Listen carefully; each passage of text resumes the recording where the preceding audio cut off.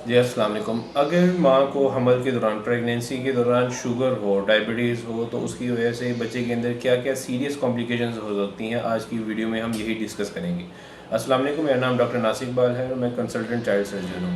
अगर प्रेगनेंसी के दौरान माँ को शुगर हो जाए, तो इस तरह के बच्चे जब डिलीवर होते हैं तो उनको हम कहते हैं infant of diabetic mother, IODM। अब ये जो बच्चे होते हैं, ये बहुत ही ज़्यादा, इनमें जो है ना एक्स्ट्रा केयर की ज़रूरत होती है और इनके अंदर जो है ना कुछ स्पेसिफिक इस तरह की जो है ना ख़तरे की इलामतें होती हैं, जिनको अगर टाइम से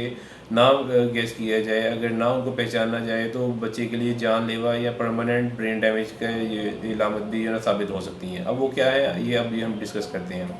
उनमें से जो सबसे पहले जो चीज़ है वो याद रखनी है कि अगर माँ को हमल के दौरान शुगर हो, तो उसकी वजह से क्या होता है कि बच्चे के अंदर भी इंसुलिन ज़्यादा बनना शुरू हो जाती है, इंसुलिन प्रोडक्शन ज़्यादा हो जाती है। और इसकी वजह से क्या होता है कि जो इंसुलिन होती है, ये हमारी बॉडी में एनाबॉलिक हार्मोन होती है, यानी कि ये बॉडी को बड़ा करने में, हमारे मसल्स को बड़ा करने में, ओवरऑल बॉडी की ग्रोथ में जो ना काफ़ी ज़्यादा हेल्पफुल होती है। लेकिन अगर बच्चे के अंदर इंसुलिन ज़्यादा बन रही हो, तो उसका भी साइज़ बड़ा हो जाता है। और फिर अक्सर ये देखा गया है, जो सबसे पहली कॉम्प्लिकेशन होती है वो ये होती है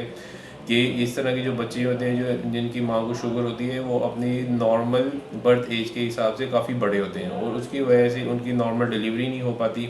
और अक्सर उनको जो है ना सी सेक्शन की तरफ लेके जाना पड़ता है, क्योंकि अगर वो नॉर्मल डिलीवरी की ट्राई करते भी हैं तो उनकी ऑब्स्ट्रक्टेड लेबर या डिलीवरी के दौरान वो फंस जाते हैं, तो इसलिए नॉर्मल डिलीवरी सक्सेसफुल नहीं हो सकती। इसके अलावा जो बच्चे होते हैं, इनके अंदर जो है, जो रेड सेल होते हैं, उनकी क्वांटिटी भी ज़्यादा होती है और उसकी वजह से क्या होता है कि इनको बहुत जल्दी जरकान या जॉन्डिस होना स्टार्ट हो जाता है पैदाइश के बाद। अगली चीज़ जो होती है वो ये होती है कि जैसे ही बच्चा डिलीवर होता है, बच्चे की बॉडी में तो जो ना माँ के बॉडी के हिसाब से जो जितनी शुगर थी उतनी ही ज़्यादा इंसुलिन बन रही थी, लेकिन जैसे ही बच्चा डिलीवर होता है उसके अंदर अब इंसुलिन ज़्यादा हो गई है, लेकिन शुगर तो अब उसको मिल नहीं रही, क्योंकि बच्चे ने तो अभी फीड स्टार्ट नहीं किया। तो उसकी वजह से हाई इंसुलिन की वजह से बच्चा एकदम जो है ना हाइपोग्लाइसीमिया में, यानी कि लो शुगर में चला जाता है और उसकी वजह से बच्चा एकदम जो है ना निडाल हो जाएगा या बेहोश हो जाएगा, उसकी तरह बेहोशी तारी हो जाएगी या एकदम उसको जो है ना पूरी बॉडी पे बहुत ज़्यादा स्वेटिंग होना स्टार्ट हो जाएगी। अगर ये वाली अलामत टाइम से ना पिक की जाए, तो ये बच्चे के लिए परमानेंट ब्रेन डैमेज की वजह भी बन सकती है।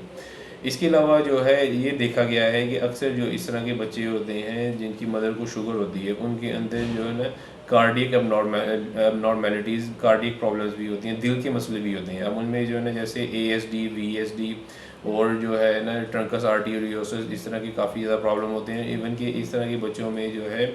स्मॉल लेफ्ट कॉलोन, यानी कि जो आंतड़ियाँ होती हैं, जो लार्ज गट होती है, बड़ी आंत होती है, वो भी छोटी होती है। उसकी वजह से उनको अक्सर जो है हाजमे का प्रॉब्लम भी रहता है, या जो है उनको या तो कब्ज़ रहेगी या जो ना बार बार डायरिया या मोशन रहेगी, माल अब्जॉर्प्शन का भी प्रॉब्लम उनको हो सकता है। तो अगर आपको जो है ना हमल के दौरान आपको अगर शुगर हो रही है, तो उसको स्ट्रिक्टली कंट्रोल में रखना बहुत ही ज़्यादा ज़रूरी है, क्योंकि ये जो है ना आपके बच्चे को बहुत ही बुरे तरीके से मुतासिर कर सकती है और अल्टीमेटली डिलीवरी के बाद ये बच्चे के लिए भी जो है ना काफ़ी ज़्यादा हार्मफुल इफेक्ट ये प्रोड्यूस कर सकती है। इसकी जो है ना एक और रीज़न ये होती है कि जो इस तरह के बच्चे होते हैं, वो अक्सर अपनी नॉर्मल एज के मुताबिक बहुत ज़्यादा ओबीज़ होते हैं, उनके अंदर जो फैट कंटेंट होता है बहुत ज़्यादा होता है और उसकी वजह से बच्चे जो है ना या तो चलने फिरने में कासिर होते हैं या जो है वो बहुत ज़्यादा सुस्त होते हैं, क्योंकि उनके अंदर फैट कंटेंट ओबीज़ होने की वजह से बच्चे को चलना फिरना क्रॉलिंग में जो ना काफ़ी ज़्यादा प्रॉब्लम होती है।